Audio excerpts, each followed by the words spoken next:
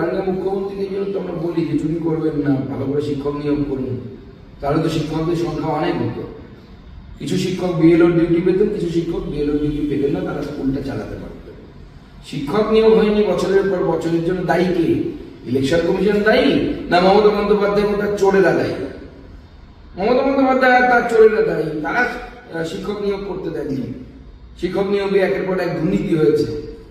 আজকে ভারতবর্ষের বিভিন্ন জায়গায় এসআইআর হচ্ছে, 12টি জায়গায় এসআইআর হচ্ছে। কেন অন্যান্য জায়গায় কোথাও বিএলওদের উপর চাপ নেই? কেন অন্যান্য জায়গায় বিএলওরা ফ্রি মাইন্ডে কাজ করছে, পশ্চিমবঙ্গে পারছে না? কারণ পশ্চিমবঙ্গে এমন একটি দল ক্ষমতায় বসে আছে, তারা মনে করে যে এইভাবে ভোটে জেতা যায়, আর এইভাবে ভোটে জেতা যাবে না। সেই যুগ পার হয়ে গেছে। এবার সময় আসছে, মানুষ সঠিক উত্তর দেবে। 26-এ তৃণমূল কংগ্রেসের বিসর্জন।